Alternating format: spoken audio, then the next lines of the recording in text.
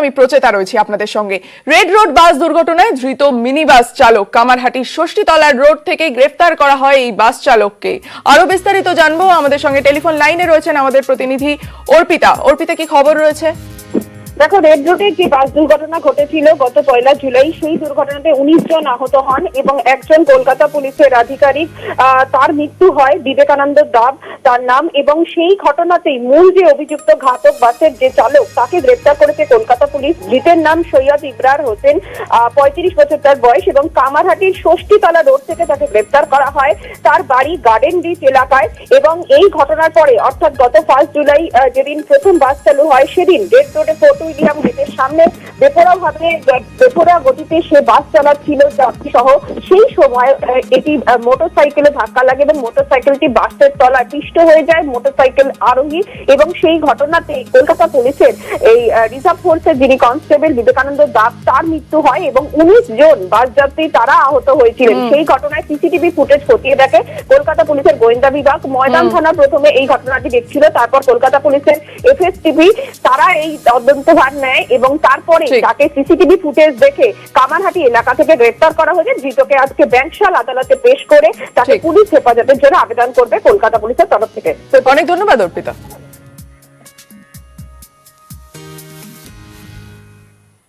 100 ছাড়িয়ে বিকোচ্ছে পেট্রোল, আকাশ ছোঁয়া ডিজেল, কিন্তু এই দাম বাড়ার নেপথ্যের কারণ কি? তেলের হাত ধরে কার ঘরে কত ঢুকছে দেখুন।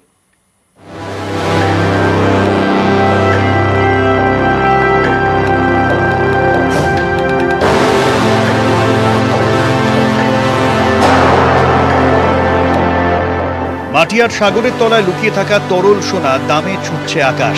নাজেহাল আমজনতা। দেশে গত 2 মাসে 34 বার পেট্রোলের দাম বেড়েছে। পশ্চিমবঙ্গেও পেট্রোল 100 পার।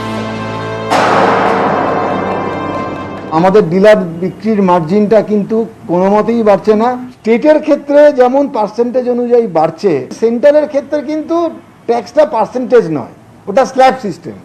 আমি এইটুকু দেখতে পাচ্ছি যে সারা বিশ্বে তেলের দাম গতকাল যা ছিল আজকেও তাই আছে। তাহলে মুনাফাটা কোথায় যাচ্ছে, লাভটা কোথায় যাচ্ছে? পেট্রোল ডিজেলের দামের বড় অংশই যায় কেন্দ্র ও রাজ্যের কর বাবদ। শনিবার কলকাতায় 1 লিটার পেট্রোলের দাম 99 টাকা 4 পয়সা। এর মধ্যে লিটার প্রতি জ্বালানির মূল দাম 43 টাকা 68 পয়সা। কেন্দ্রের কর 32 টাকা 90 পয়সা, রাজ্যের কর 19 টাকা। ডিলাররা লিটার প্রতি পান 3 টাকা 46 পয়সা। অর্থাৎ মোট দামের 33.21% কেন্দ্রের কর এবং 19.18% রাজ্যের।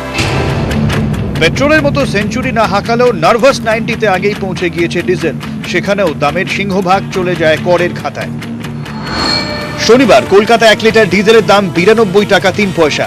এর মধ্যে জ্বালানির মূল দাম 44 টাকা 95 পয়সা। কেন্দ্রের কর 31 টাকা 80 পয়সা, রাজ্যের কর 13 টাকা 4 পয়সা। ডিলারের কমিশন 2 টাকা 24, অর্থাৎ মূল দামের 34.55% কর বাবদ নিচ্ছে কেন্দ্র আর 14.16% কর বাবদ নিচ্ছে রাজ্য। অতিমারির শুরুতে আন্তর্জাতিক বাজারে অপরিশোধিত তেলের দাম কমলেও এদেশের সাধারণ মানুষ তার সুফল পাননি। 2020 মার্চে তেলের ওপর শুল্ক বাড়ায় কেন্দ্র। রাজ্যগুলি নিজের প্রয়োজন মতো ভ্যাট বসায়। রাজস্থানের জ্বালানিতে ভ্যাট সব থেকে বেশি, তারপর মধ্যপ্রদেশ, মহারাষ্ট্র। গত ফেব্রুয়ারিতে পেট্রোপণ্যের ওপর 1 টাকা সেস কমায় পশ্চিমবঙ্গ সরকার। এই পরিস্থিতিতে একাধিকবার জোরদার হয়েছে পেট্রোল ডিজেলকে জিএসটির আওতায় আনার দাবি। জিএসটি চালু হলে পেট্রোল ডিজেলেও দেশ জুড়ে এক হারে কর বসবে, কিন্তু সরকারি কোষাগারে বড় আয়ের পথ জ্বালানি থেকে পাওয়া কর, সেই আয়ের পথ বন্ধ করতে আদৌ কি সরকার রাজি হবে?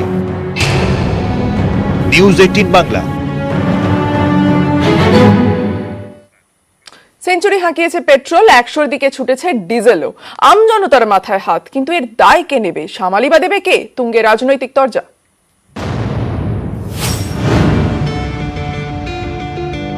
আন্তর্জাতিক বাজারে তেলের দামের উপর নির্ভর করে প্রতিদিন বদলে যায় পেট্রোল ডিজেলের দাম। কিন্তু শুধুই কি আন্তর্জাতিক বাজারের উপর নির্ভরশীল? কোভিড পরিস্থিতিতে ভারতে কিন্তু অন্য অভিজ্ঞতা। অতিমারির শুরুতে আন্তর্জাতিক বাজারে হু হু করে পড়ে অপরিশোধিত তেলের দাম। 2020 মার্চে তেলের উপর শুল্ক বাড়ায় কেন্দ্র। অতিমারি পরিস্থিতিতে স্বাস্থ্য ও স্বাস্থ্য পরিকাঠামো উন্নয়ন খাতে বাড়তি খরচ যোগাতে শুল্ক। এপ্রিল 2020-তে ব্যারেল প্রতি অপরিশোধিত তেলের দাম কমে হয় $19.90। আনলকে ফের দাম বাড়ে। ডিসেম্বরে ব্যারেল প্রতি দাম হয় $49.80। মে 2021 $67 পৌঁছে যায় দাম। জুনের শেষে 52 সপ্তাহে সর্বোচ্চ হয় অপরিশোধিত তেলের দাম। বর্তমানে $75 ছাড়িয়েছে ব্যারেল প্রতি তেলের দাম। তেলের দাম বাড়লেও বর্ধিত শুল্ক কমায়নি কেন্দ্র। আর দুয়ের জোড়া ফলায় নাভিশ্বাস আম জনতার। এই দুর্দশার জন্য কেন্দ্রীয় সরকারের দিকে আঙুল তুলছে বিরোধীরা। কেন্দ্রীয় সরকার শ্বেতপত্র প্রকাশ করুক যে গত 5 বছরে বারবার ডিজেল, পেট্রোল, রান্নার গ্যাসের দাম বেড়িয়ে কত অতিরিক্ত রাজস্ব সংগ্রহ করলো এবং তার মধ্যে কত টাকা কোন জনকল্যাণ খাতে খরচ করলো তার পূর্ণাঙ্গ হিসেব দিয়ে শ্বেতপত্র প্রকাশ করুক। সরকার পক্ষ পাল্টা যুক্তি সাজিয়েছে। কখনো আগের ইউপিএ সরকার, কখনো আন্তর্জাতিক বাজারের দিকে দায় ঠেলছে তারা। কেন্দ্রের মূল্যবৃদ্ধির সাফাই, আন্তর্জাতিক বাজারে অপরিশোধিত তেলের দাম আকাশ ছুঁয়েছে। ওপেক দেশগুলি যোগান বাড়ালে পরিস্থিতি স্বাভাবিক হবে। ইউপিএ জমানার অয়েল বন্ডকেও দায়ী করেছে বিজেপি। 2008-এ আর্থিক সংকটের সময় অয়েল বন্ড ইস্যু করে ইউপিএ সরকার। মোট 1,40,000 কোটির বন্ড ইস্যু করা হয়। বিজেপির দাবি সেই বন্ডের সুদ দিতেই নাজেহাল দশা কেন্দ্রের। প্রতি বছর 20,000 কোটি বন্ড বাবদ দিতে হচ্ছে কেন্দ্রকে। বিরোধীরা বলছেন জ্বালানির কর বাবদ কেন্দ্রের রোজগারে এই বন্ড বিন্দু মাত্র। 2021 অর্থবর্ষে জ্বালানির কর বাবদ কেন্দ্রের আয় 3 লক্ষ কোটি। হিসেব বলছে পেট্রোলের মোট দামে 33% বেশি কর বাবদ যায় কেন্দ্রের ঘরে। রাজ্য পায় প্রায় 19%। মনমোহন জামানার থেকে মোদী জামানায় প্রায় 25% বেড়েছে পেট্রোল ডিজেলের দাম। আন্তর্জাতিক বাজারে যখন তেলের দাম বাড়ছে তখন কর কমিয়ে আম জনতা সুরাহার দাবি উঠছে। কিন্তু কে কমাবে তা নিয়েই চর্চা। ইন্টারন্যাশনাল মার্কেটে দাম বাড়ছে তেলের, তো সরকারের চেষ্টা আছে যত তাড়াতাড়ি সম্ভব ইন্টারন্যাশনাল মার্কেটে স্থায়ী হলে সেখানে কমাবেন। সমস্ত সরকার, রাজ্য সরকার যে শেষ নেয় সবচেয়ে বেশি, সেটা চিন্তা ভাবনা করে কথা বলুন তার মন্ত্রীরা। আমরা ছাড় দিতে রাজি আছি সবসময়। আমরা তো বলেছি আগে তোমরা ঘোষণা করো, আমরাও পুরোটা বেশি ছাড়বো। শেষ এবং সারচার্জের প্রতিটি ভাগ সমভাবে রাজ্যগুলোর মধ্যে বন্টন করতে হবে। কিন্তু শেষ পর্যন্ত দায় কে নেবে? সরকার বিরোধী তরজার মাঝেই अच्छे দিনের প্রতীক্ষায় আম আদমি। নিউজ 18 বাংলা। সলিসিটর জেনারেল পদ থেকে সরাতে হবে তুষার মেহতাকে। এই দাবিতে প্রধানমন্ত্রীকে চিঠির পর এবার রাষ্ট্রপতির দরবারে তৃণমূল।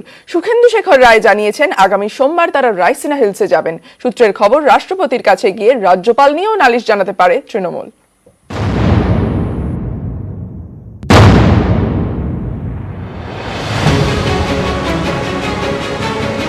একদিকে সলিসিটর জেনারেল তুষার মেহতা, অন্যদিকে বাংলার রাজ্যপাল জগদীপ ধনখড়।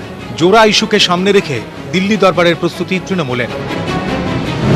সূত্রের খবর, আগামী সপ্তাহে দিল্লি যাচ্ছে তৃণমূলের সংসদীয় প্রতিনিধি দল। রাষ্ট্রপতির সঙ্গে দেখা করবেন, দাবি জানাবেন সলিসিটর জেনারেল পদ থেকে তুষার মেহতার অপসারণের।